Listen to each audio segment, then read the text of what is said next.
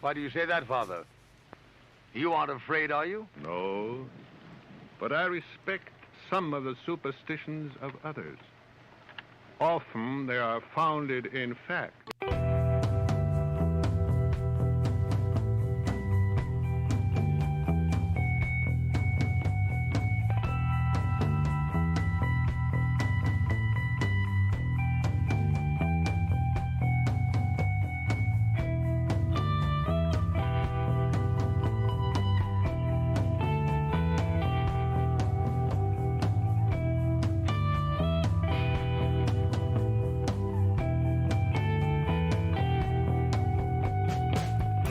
Broadcasting live from our Sanctum Sanctorum in Venice, California. This is the Sixth Sense Society. I'm your host, Krista, here with our producer, Michael, and today you are tuning in to Spell It Out, Magic, Reflection, and Shadows, where I take a topic and run with it.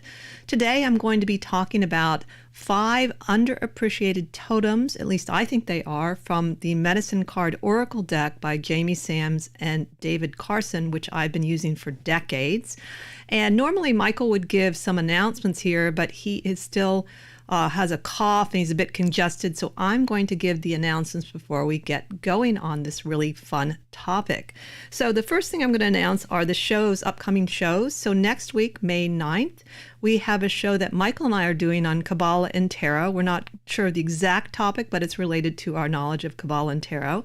The week after, on the 16th, we do have Sandra Inman, who we had to reschedule, and she's coming on to talk about prosperity magic, which is always a good topic. And then May 30th, we have Reverend Jim McGrath coming on to talk about King Solomon, and that's going to be really fascinating as well. And then a couple more announcements. We wanted to announce our classes that we're doing, and you can find out about them on our website, mysticraven.net. And the tickets are available on Eventbrite, though we have links to the tickets on our website. The first class that's coming up is Michael's going to be teaching his great 7-week course on Kabbalistic Tarot. It's called The Secrets of Kabbalistic Tarot. Begins Sunday, May 21st at 7 p.m. Pacific time. It's all online. It's going to be $300 for the entire 7-week course. And then I'm going to be doing an introduction to animal totems Tuesday, June 6th, 7 to 9 p.m. Pacific time. And it's $45 for that class, though I do have a promo code if you register by May 15th and you put in the promo code early bird registration all together, then you will get $10 off. And I will put the information down about the classes in the comments below. But again, all of this you can see on our website. So those are the announcements, and let's get going. Before I started on our topic, I did want to mention a tiny rant on Mercury retrograde again. I tried to ignore a lot of what people that apparently know astrology, I say apparently because I'm not sure they do sometimes, they go on always about Mercury retrograde in a very generic way, always saying the same things. It's somewhat fear-based. It's not very specific to the retrograde itself. Now, again, they're not necessarily astrologers, because I have read and listened to very well-known astrologers talking about Mercury retrograde and often disagree with some of the popular opinion about it. But I wanted to share because I just think that it's always an opportunity to go a little deeper into a topic at any point, but certainly Mercury retrograde, being that Mercury's connected to thought, this is a good time to actually go deeper into the idea of the retrograde. And I still recommend Aaron Sullivan's book, Retrograde Planets, because there's just so much great information in it. And there's some typical things about Mercury retrograde, but there's definitely some things that you don't come across. And so, for instance, in her section on Mercury retrograde, she points out the fact that Mercury retrograde basically goes through these elemental trigons. And so this year, it's going to be the Earth trigon. So every Mercury retrograde will be in some sort of Earth sign. And once in a while, they'll go, it won't be perfect. Like I think the Capricorn one has a little Sagittarius. But basically, because of this, you can ask these questions even if you don't know where your Mercury is in your chart or you don't know your chart. And so she has these meditation questions based on the element. And I have found it to be very accurate. So the earth element, she says to ask yourself, what are the tangible results of my life? Now, certainly, you could look at the houses that are connected to where Mercury retrograde is going through in your chart. But even that question alone, I have to admit, is very relevant to what I was already doing because I wasn't paying particular attention to Mercury retrograde in Taurus because it wasn't aspecting anything heavily in my chart. So, but the theme did resonate with me. And then I wanted to read one quote from that section too, because I thought it was really great. She says, because the Earth trigon is related to the houses that pertain to all facets of worth, including money, self-esteem, working conditions, health, and so on, contributory factors to your function as a human being in the practical world of form. It is important to become aware of the deeper value of those resources. So it's a very practical Mercury retrograde, and I really love that meditation question. And again, always try to find out where Mercury retrograde is impacting your chart. It will have much more meaning for you in that way. So let's get going on this really great show idea, which I'm going to give my husband credit. I was thinking about what I wanted to do, and he suggested this, and I thought, well, that's a great idea. And so I picked 5 because of having used the cards for so many years, for decades. You notice which ones people immediately light up around and which ones people don't really, maybe, they don't relate to right away. And it's not necessarily a good or bad thing. Maybe they just never thought about the fact that an insect could be their teacher. Though I will say, when I first started working with the animal totems, sometimes people would come up to me, and sadly, I have to say it was mostly white people would come up and they would say, I am eagle totem, I am wolf totem. And I was like, well, what about, squirrel totem? And it's sort of like, you could see it was an ego trip, because certainly those totems they can be really amazing for the right person. But it just seemed like people that weren't really aware that all creatures teach us equally, they're seen to be equally powerful. And at least the indigenous lore that I have read through the years, whether it's from North America or from Ireland, or that there's something that every creature has to offer us, and really connecting to the right one for you is going to be more powerful anyway. So I was just kind of amused by that, and I think Michael was too. So the first one I picked happens to be, by chance really, one of my totems, and it's the ant totem. And I don't think I've ever met personally anyone that has come up to me and said, hey, I have ant as a totem. Now, I'm sure there are people that do embrace it, but it's just not one people relate to necessarily. And also, for whatever reason, when I talk about what ant is, sometimes people don't quite grasp it, which is really interesting. So the most important thing about the ant, I find, it's a team builder. And this is proven through scientific study of ants. Something I came across recently, a fact about ants, is according to Ted Schultz, who is the research entomologist at the Smithsonian's National Museum of Natural History, a colony of ants interacts in a similar way to the human nervous system, allowing them to do intricate tasks together.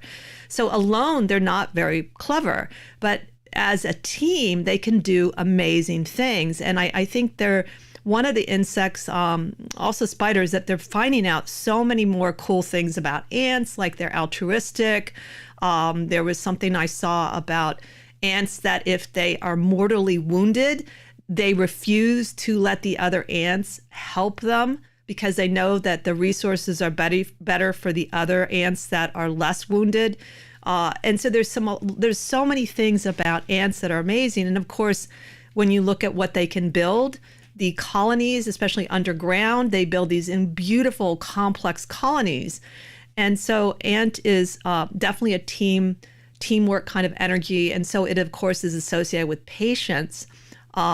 but not the kind of patience of waiting, because ants are always on the move, it seems like. They're always busy doing something. And each ant has their different ants for different tasks. So people that have ant medicine often will have a specific role on a team. And I do find if you are working as a team and people aren't doing their role, it does get very, very frustrating. So I know that as an ant. Ants are also very strong. They can lift 8 times their weight. So certainly someone that was doing bodybuilding could have ant medicine, actually. So I find them, I'm fascinated more and more. And when I first picked the ant, I remember thinking like, but I had as a child sat on an anthill and been bitten by red ants. And so I actually thought that was kind of interesting because being bitten by one of your totems can be a sign that that is your totem. So that's my first pick about the ant. I'm very pleased that I have ant medicine, and it definitely helps me a lot. The second one I picked is the snake, and not because there are definitely a lot of people that like snakes. There are people that have snakes, and particularly in the psychic world, they associate it with the Delphic oracle and oracles. But because the snake has a complex of meanings, and there are definitely some people that are sort of scared of snakes, I would say, overall. But from what I can tell, other than perhaps the Bible, is snakes generally have good connotations in many cultures.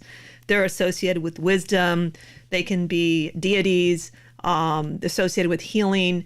And in this deck, she uses a specific word, transmutation, which I really like because it's different from transformation. So transmutation is where you take something such as a poison or a toxin, instead of like getting rid of it or cleansing it, you utilize it and it changes into some other energy or reveals some other energy, similar to the Vajrayana families in Tibetan Buddhism, where, for instance, the wisdom associated with anger is clarity. So you're going to be working with these toxins, so to speak. So that idea of transmutation. There's also the idea with the snake of being able to glide through life easily, just the way they move and glide through life, which I sometimes forget. And I think it's a really great thing to see with the snake. There is the association, of course, with, as I said, oracles, the Delphic oracle and the python. And there is dancing, and the movement of Kundalini is associated with the snake. I did want to read from the medicine card book this really great quote about the snake representing the fire element, because I'd never really thought about it in this way, and it shows the more profound aspect of the snake. So it goes, this medicine teaches you on a personal level that you are a universal being. Through accepting all aspects of your life, you can bring about the transmutation of the fire medicine.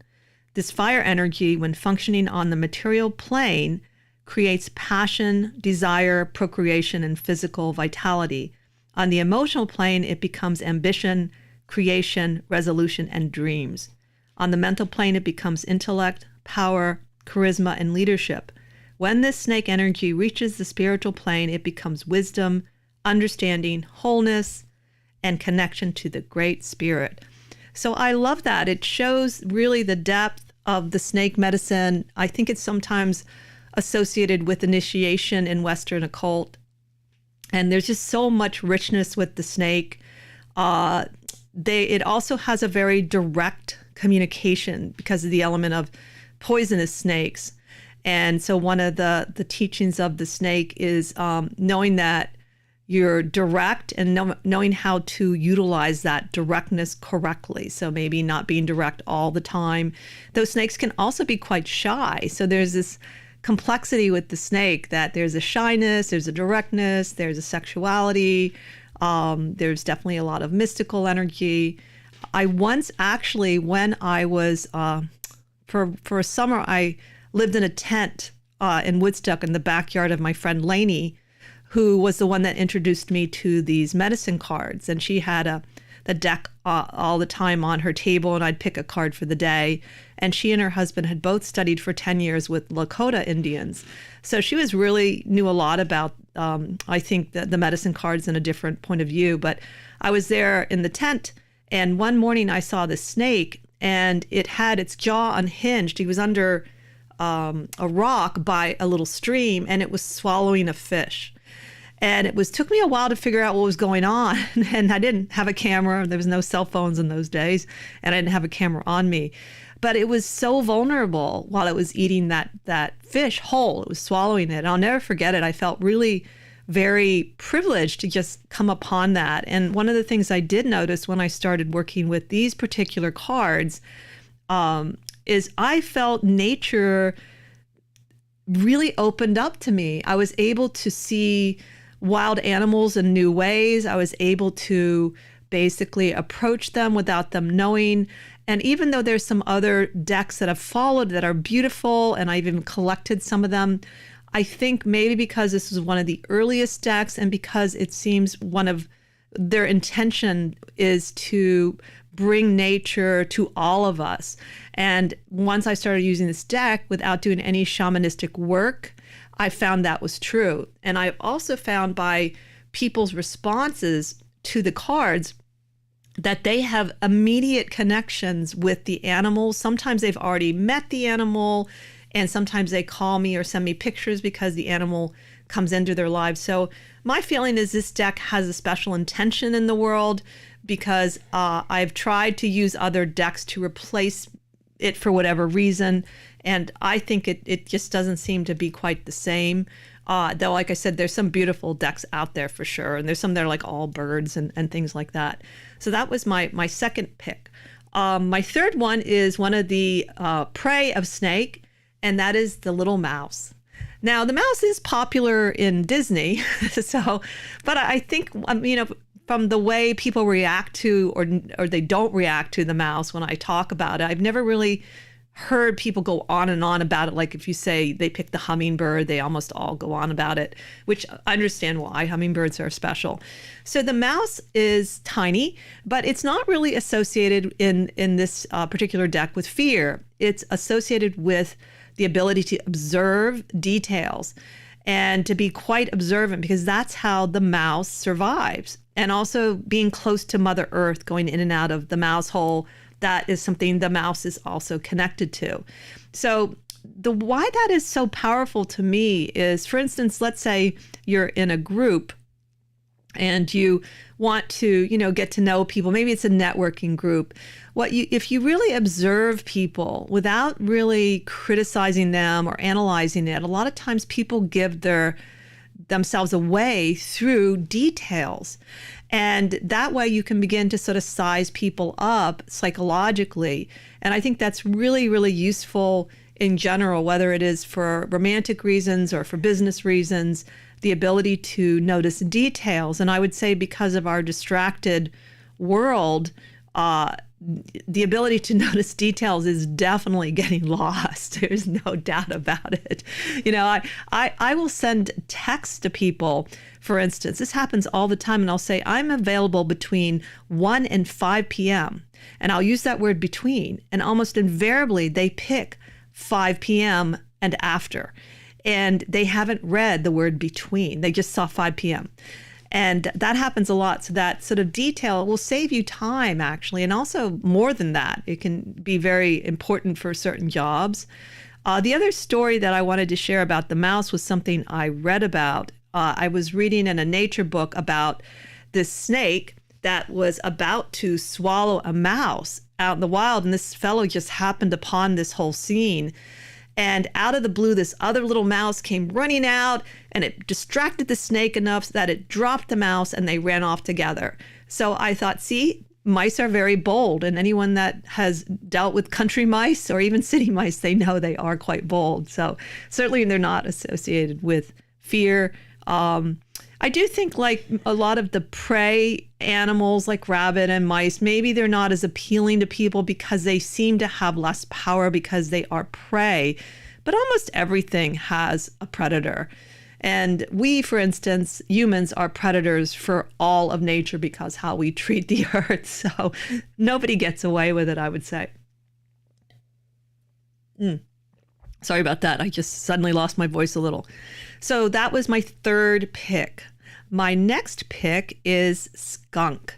Now, some people do respond well to the skunk. They are very cool looking, or they'll have stories about, my cat was skunked and things like that. I was reading for a woman when I was working at the Bodhi Tree bookstore years and years ago. And she was living in, I think, somewhere in Hollywood or West Hollywood, I think in the hills, Hollywood Hills. So she's an upper class woman, and she picked as her ending ally. I always have people pick a card as an ally for the end. She picked the skunk, and she looked at me and started laughing. She says, "Oh, I rescue skunks, and I have a pet skunk." And I mean, I'll never forget that. She did not look like the type that would have a pet skunk. And so we had, we talked about what it meant. And skunk is a tremendously important psychological totem because it represents self-respect. And by having really good self-respect, you attract the right people to you.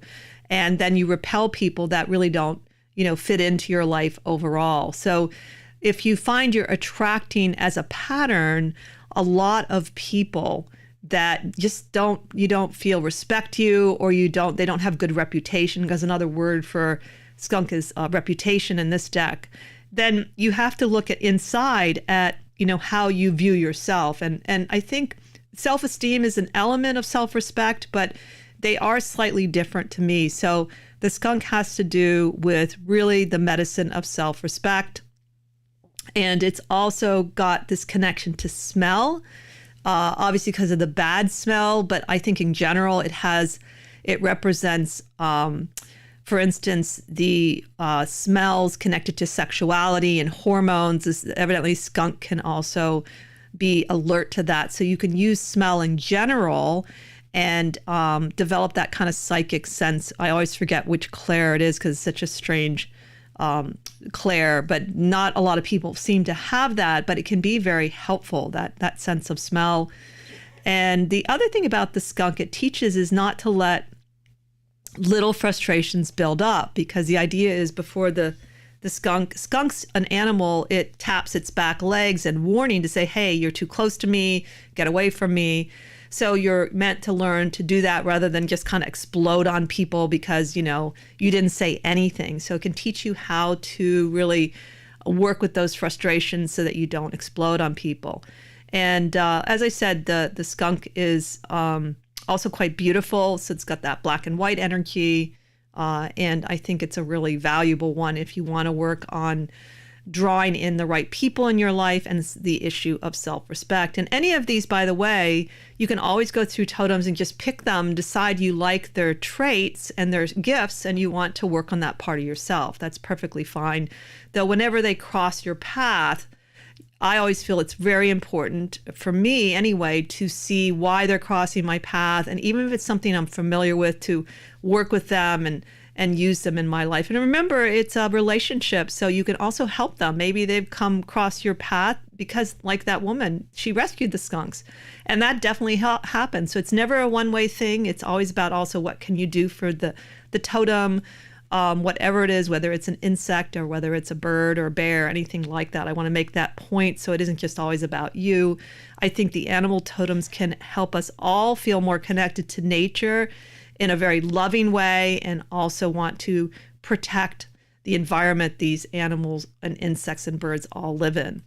And so my last pick is one of my favorite creatures to watch. It's a very common one for city dwellers, and it's the opossum. And for years, we had possums that would come over in the back at night because there was one fellow, he'd feed the cats, and he would purposefully leave the cat food out for the possums. And so we would always go out there when they come and watch what we called possum TV. And I just always enjoyed watching them eat. And I liked their white faces, look really white at night. And I really got quite fond of them. They have very strange, intense teeth, but they very rarely bite people. and they usually don't carry rabies. And they're very, very good for the neighborhood because they eat a lot of pests.